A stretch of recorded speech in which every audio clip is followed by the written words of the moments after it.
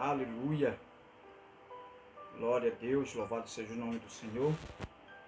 Nós estamos aqui para mais uma palavra ministrada ao teu coração. Mais algo da parte de Deus, mais algo que o Senhor tem nos entregado. E nós queremos compartilhar hoje obediências versus sacrifício. Tá? Obediência versus sacrifícios. E o texto de 2 Reis, capítulo 5, 10 e 11. 2 Reis 5, 10 e 11. Os versículos que diz assim: Então Eliseu lhe mandou um mensageiro dizendo: Vai, lava-te 7 vezes no Jordão, e a tua carne será restaurada e ficarás limpo. Naamã, porém, muito se indignou e se foi, dizendo: Pensava eu que ele sairia a ter comigo, por-se-ia de pé, invocaria o nome do Senhor, seu Deus, moveria a mão sobre o lugar da lepra e restauraria o leproso. Amém? Glória a Deus. Queridos, uma das grandes responsabilidades que existe no nosso mundo, no mundo de hoje, é provar que somos homens de Deus. Uma das grandes responsabilidades que existe na face da terra hoje é provarmos que nós pregadores, somos homens de Deus.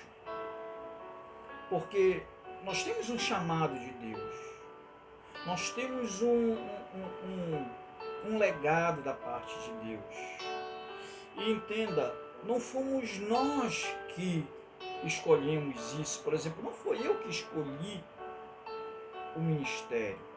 Não foi eu que escolhi o ministério da pregação, o ministério profético. Foi Deus que me escolheu.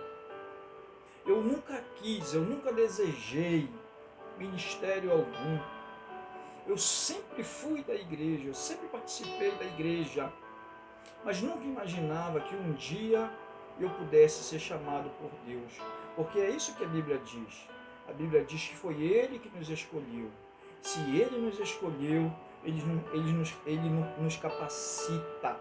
Se Ele nos escolheu, Ele nos revela. Se Ele nos escolheu, Ele nos mostra. Se Ele nos escolheu, Ele nos treina, Ele nos envia para a sua obra, o chamado, o ministério. Eu nunca tive ninguém no pastorado. Meu pai nunca foi pastor, minha mãe nunca foi pastora. O único cargo que o meu pai exerceu na igreja foi porteiro. Então a responsabilidade é muito grande. E o que a gente tem visto, percebido hoje, que o pastor e o profeta, eles praticamente hoje eles não têm, vamos dizer assim, respeito mais, por causa dos desvios, por causa do caráter do homem, do caráter da mulher. Muitos deles têm se desviado, muitos têm se afastado, muitos têm tido uma conduta totalmente errada diante, não só de Deus e diante dos homens. Por isso eu digo que a nossa grande responsabilidade hoje é provarmos que nós somos homens de Deus. Assim como a gente vê na história de Eliseu, o sucessor de Elias, a gente percebe que Eliseu, o ministério profético, é um ministério fiel, de fidelidade a Deus. É um ministério confiado a Deus, a ele, e que ele preserva essa fidelidade, essa demonstração do caráter do homem de Deus que ele é. Porque muitos profetas hoje têm se corrompido, muitos profetas hoje têm levado uma vida desgarrada, como a palavra de Deus diz, né? Desgarrada, muitos têm se desviado, muitos têm, mas eles continuam pregando por aí. Só que cada um vai prestar conta diante de Deus. cada um de nós vamos prestar conta diante de Deus, né? Porque o preço é muito alto, a responsabilidade é muito alta diante de Deus. Até o chamado, o ministério é muito caro, é muito alto, porque a quem muito é dado, muito é cobrado. Porque com grandes poderes vem grandes responsabilidades, e nós temos, principalmente eu tenho uma responsabilidade de ser fiel a Deus, de ser fiel à minha congregação, de ser um homem de Deus exemplar, para que a minha congregação, para que o meu povo seja salvo, para que o meu povo receba as orientações de Deus de acordo com aquilo que Deus pede, com aquilo que Deus manda, de acordo com a vontade que é a palavra de Deus. Então essa é a nossa grande responsabilidade nos dias de hoje. Obediência versus sacrifício. E o que Deus quer de nós simplesmente é que nós obedeçamos a sua palavra. Simplesmente o que Deus quer é que nós possamos lhe obedecer, né? A sua voz, a sua ordem, os seus mandamentos. Deus quer que nós o obedeçamos. Quando a gente fala de obediência, a gente vê na Bíblia que vários homens, eles caíram porque desobedeceram a Deus. A gente vê, por exemplo, o caso de Saul, que desobedeceu a Deus, que teve uma atitude insana em desobedecer a Deus, e Deus simplesmente tinha dito para Saul: olha, Saul, executa tudo o que eu lhe disser, que eu vou confirmar o reino em tuas mãos para sempre. Nunca vai te faltar sucessor, a tua família vai reinar. Mas por causa da desobediência de Saul, por causa do que ele fez, por causa do que ele desobedeceu a Deus, Deus fala para ele que já tinha lhe tirado o reino e tinha entregue a um melhor do que ele. Saul simplesmente desobedece à voz de Deus, e tem uma morte tão trágica, tão desagradável, que acontece com Saul e seus filhos por causa da desobediência. E a gente também tem um exemplo de Abraão, que obedeceu a Deus em tudo, mas também sofreu assim, entre aspas, ele passou por um teste de fogo para saber realmente, para Deus saber realmente se lhe obedeceria até o final, e Deus dá uma ordem para Abraão, para ele viajar um caminho de 3 dias, levar o seu filho Isaque, e fazer um culto a Deus num dos montes que Deus lhe mostraria. A Bíblia diz que Abraão obedeceu em tudo a voz de Deus, levou o menino, viajaram 3 dias de caminhada, 3 dias a pé, e se dirigiram ao local onde Deus tinha escolhido, o Monte Moriá, e aonde Abraão sacrificaria o seu filho Isaque em holocausto, em obediência à voz de Deus. E nós sabemos do que aconteceu, nós sabemos da história. Abraão vai até o final, Abraão ele vai até as últimas consequências, porque Deus nos prova, Deus nos testa, para saber até onde vai a nossa obediência, para saber até onde vai a nossa fidelidade. Deus nos prova, Deus nos mostra, Deus faz o teste de fidelidade para sabermos se realmente nós queremos estar junto dele. E Abraão obedeceu em tudo, porque eu acredito que para Deus Abraão sacrificou o seu filho Isaque. Para Deus Abraão sacrificou o seu filho Isaque. E nós sabemos do que acontece depois. Abraão se torna um homem muito rico, muito próspero, muito abençoado, porque obedeceu a voz de Deus. Amém? E em 2 Reis, capítulo 5, a partir do verso 10 e 11, a gente tem a história do Naamã, né, que a Bíblia faz questão de dizer que ele era um capitão do exército do rei da Síria, e a Bíblia também faz questão de dizer que através dele Deus deu vitória à Síria, né, que através de Naamã Deus tinha dado vitória ao rei da Síria. Tá? É um dos fatos que a gente tem que levar em consideração. Então Naamã era o capitão do exército do rei da Síria, mas Naamã era um homem doente, Naamã era um homem enfermo, Naamã era um homem que quando chegava em casa ele não tinha o abraço da sua esposa, ele não tinha o abraço da sua família. Quando chegava em casa, Naamã, ele era rejeitado, ele como fosse assim desprezado, tá? Porque tudo dele era separado, todos os seus pratos, seus talheres, seus copos, suas roupas, era tudo separado, porque Naamã tem uma doença gravíssima, e essa doença é uma doença contagiosa, que passa para as outras pessoas. Naamã é leproso, Naamã não pode ter o contato com a sua esposa, Naamã não pode abraçar a sua esposa, Naamã não pode, na verdade, ter um convívio social com ninguém.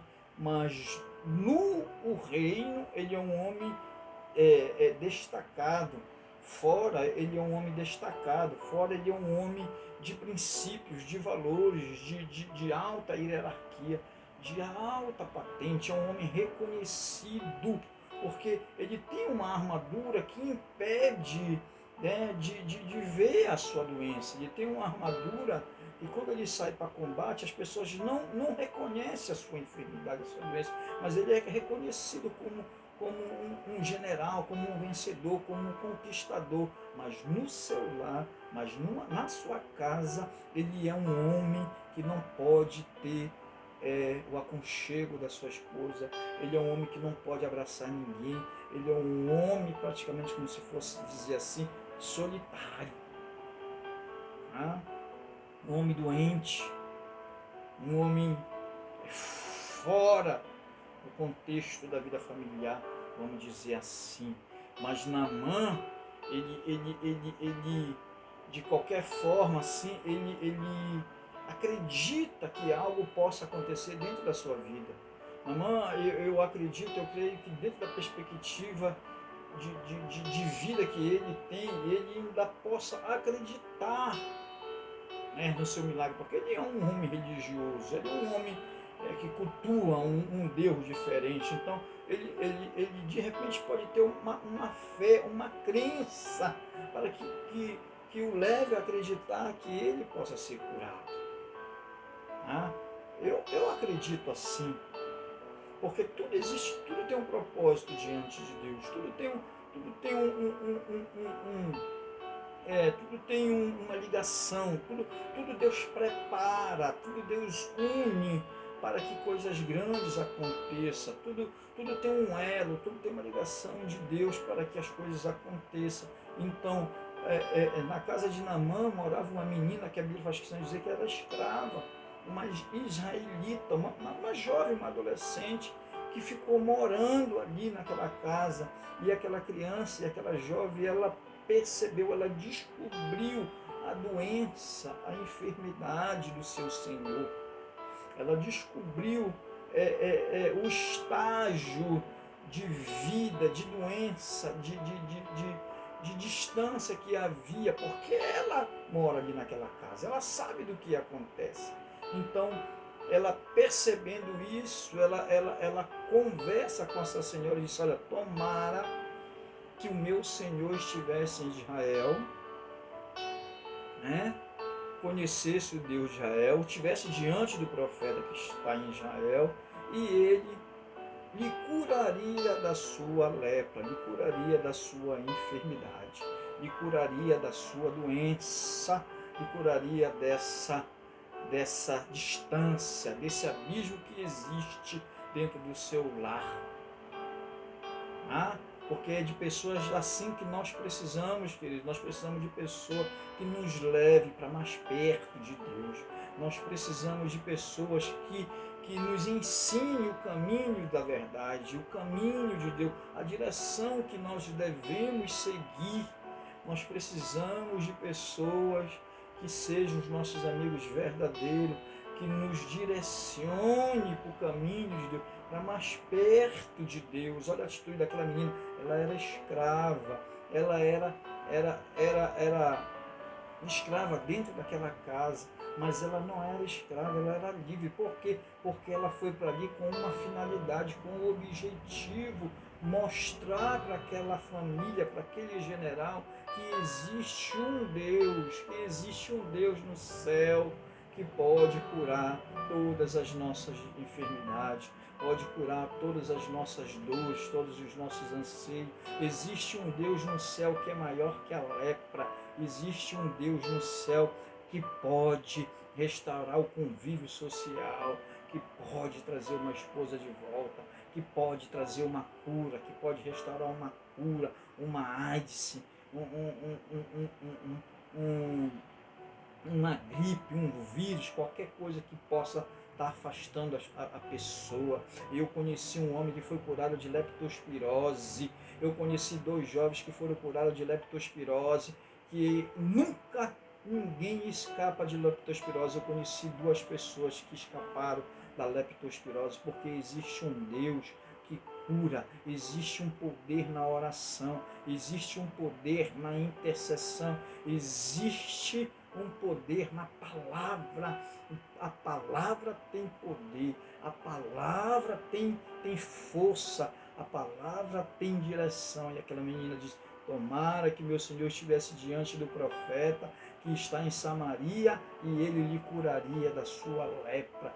E aquela mulher foi falar ao seu esposo: olha, aquela jovem, aquela criança, aquela adolescente disse que existe um homem em Israel, que existe um homem naquela terra que pode te restaurar, que pode te curar, que pode restaurar a tua saúde. Você vai poder me abraçar, eu vou poder deitar com você, eu vou poder dormir com você. E então essa é a última cartada que você vai fazer, essa é a última guerra que você vai fazer, essa é a última alternativa que você vai fazer, para que a gente possa estar junto, dormindo junto, se alegrando junto, estar convivendo junto. Nada mais de separação, porque a doença separa, mas Deus atrai. A doença rompe, mas Deus traz a solução. Deus traz ao convívio, Deus traz ao relacionamento de novo, ao relacionamento novamente. E aí o rei foi com o seu líder maior e pediu uma carta para que enviasse ao rei de Israel. E a carta foi enviada ao rei de Israel. E a Bíblia diz que quando a carta foi lida pelo rei de Israel, o rei de Israel ficou, rasgou a sua veste, ficou indignado com aquilo e disse: será que eu sou Deus que posso tirar a vida e dar? Rasga a sua veste, achando que a Síria estaria provocando para ter uma guerra, entendeu? Mas aí o profeta Eliseu soube da história, por revelação, em revelação de Deus. O profeta Eliseu soube do que estava acontecendo e mandou avisar o rei: manda ele até mim, que ele vai saber que existe Deus em Israel. Amém, queridos? E aí o rei mandou Naamã à casa do profeta Eliseu. E o rei foi com uma pompa, com uma comitiva. O rei foi direcionado com toda a sua caravana militar, com todo o seu aparato militar, com todas as suas autoridades que estavam ali, pessoas do seu lado, e foram à casa de Eliseu. Chegando à porta da casa de Eliseu, a Bíblia diz que Eliseu nem sai e manda apenas um recado pelo seu monitor, pelo seu auxiliar, pelo seu ajudante, diz para ele lavar-se 7 vezes no Rio Jordão, que aí a sua pele será purificada, que a sua pele será restaurada. Aleluia, glória a Deus. Amém? E aí a Bíblia diz, querido, que o Naamã ficou indignado. porque Naamã ficou indignado, porque muitas vezes, querido, nós queremos ver as coisas acontecerem. Para a gente crer, precisa a gente ver, a gente quer ver o céu tremer, a gente quer ver o chão tremer, a porta balançar, nós queremos ver o trovão, o sinal, o milagre, mas Deus não trabalha assim. Deus não trabalha dessa forma. Deus trabalha da maneira que Ele quer e da maneira que Ele deve agir. Amém? Naamã achava que o profeta ia chegar diante dele, clamar, gritar, se espernear, colocar a mão sobre ele, orar, e ele vê aquela lepra desaparecer. Mas não foi isso que aconteceu, não foi isso que Eliseu fez. Eliseu simplesmente deu uma ordem que era para ele lavar, tomar banho e mergulhar 7 vezes no rio Jordão. Que muitas vezes vem aquela dúvida dentro do coração de Naamã. Por que no Jordão? Por que no Jordão? Por que não em outro rio? Por que não no rio da minha cidade, do meu país? Por que não no lugar onde eu estou morando? Porque a atitude é que vai fazer a diferença. Ou você obedece, ou você desobedece. Ou você acredita no profeta, ou você acredita no homem de Deus, ou você desacredita. Ou você vai sair dali curado, ou você vai sair dali pior do que está. E a Bíblia diz que Naamã ficou indignado por causa disso e ia se retirando, ele ia se retirando, voltando indignado para sua casa, e de repente alguém lhe chama e lhe diz assim: meu senhor,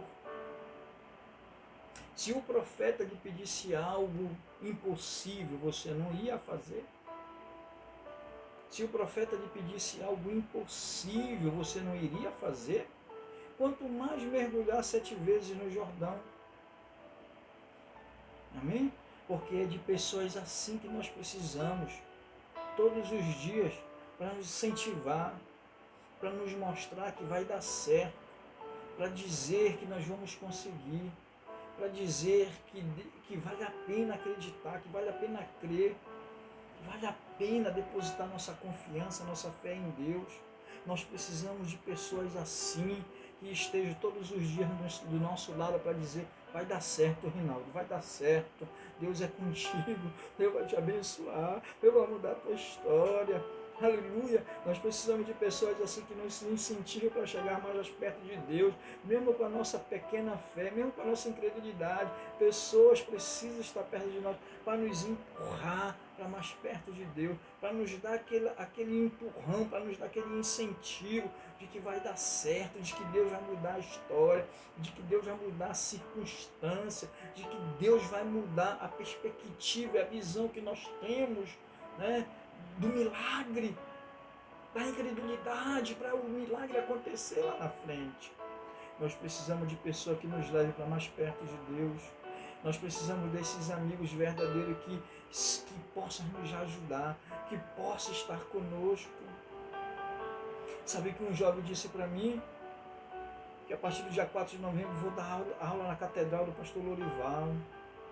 Eu fui chamado para dar aula lá no ITQ e um aluno disse assim para mim: quando você chegar lá, as portas se abrirão para você. Eu peguei aquela palavra para mim, eu acreditei naquilo e criei e depositei, acreditando que a palavra de incentivo, a palavra de fé vai mudar a história, vai mudar as perspectivas do milagre, da situação da qual a gente vive, a gente se encontra. Naamã acreditou, Naamã deu ouvido à voz daquele jovem, à voz daquele garoto, que eu não que estava ali do lado dele, e foi mergulhou a primeira vez, mergulhou a segunda vez, a terceira vez, a quarta vez, na 7ª vez a Bíblia diz que ele sai dali com a sua pele do seu corpo totalmente restaurada por Deus, com a pele de uma criança. A pele dele brilhava, a pele dele resplandecia, porque ele foi curado, porque ele obedeceu à voz do profeta, porque ele creu na voz do profeta, e porque ele tinha pessoas do lado dele que o incentivavam, porque ele tinha pessoas que lhe deram força, lhe deram ânimo, lhe deram disposição, lhe deram palavra no momento certo, na hora certa, que lhe disseram que era preciso fazer para ele receber o milagre. Amém? Naamã acreditou. Naamã percebeu que havia profeta em Israel. Percebeu que uma atitude de fé muda a história. Quando a gente dá um passo, a gente já não está mais no mesmo lugar.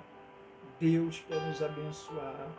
Deus quer mudar a nossa história através das nossas atitudes, através da nossa fé, através da nossa coragem, para tirar o medo, para tirar o temor, para tirar os rancores, para tirar a autodestruição, a alta piedade. Deus mudou a história de Naamã. Deus mudou a história do capitão do exército do rei da Síria. Ele voltou para casa com o seu milagre, com a sua cura, porque Deus é o mesmo ontem, hoje e será eternamente. Deus não muda. O que muda são os nossos pensamentos, o que muda são as nossas atitudes, o que muda são as nossas ações. Nós devemos acreditar, nós devemos crer na palavra de Deus, devemos crer num Deus que pode todas as coisas, um Deus que cura, um Deus que liberta, um Deus que salva, um Deus que restaura o convívio social. Glória a Deus. Naamã foi feliz para sua casa. E Naamã perde um pouco de terra de Israel para levar para sua terra, para levar para o templo do seu Deus e colocar aquela terra ali e pedindo perdão ao Deus de Israel, que todas as vezes que ele fosse entrar ali, né, que Deus perdoasse ele, né, por estar adorando outro Deus, mas que na verdade ele queria adorar era o Deus de Israel. Amém? Ele queria adorar era o Deus de Israel. Ele queria servir era o Deus de Israel. E que Deus possa nos abençoar. Que Deus possa mudar a nossa vida, mudar a nossa história, através das nossas atitudes, através dos nossos pequenos passos em direção a Deus, em direção ao milagre. Que Deus possa nos abençoar no nome de Jesus. Shalom, paz seja convosco e até a próxima.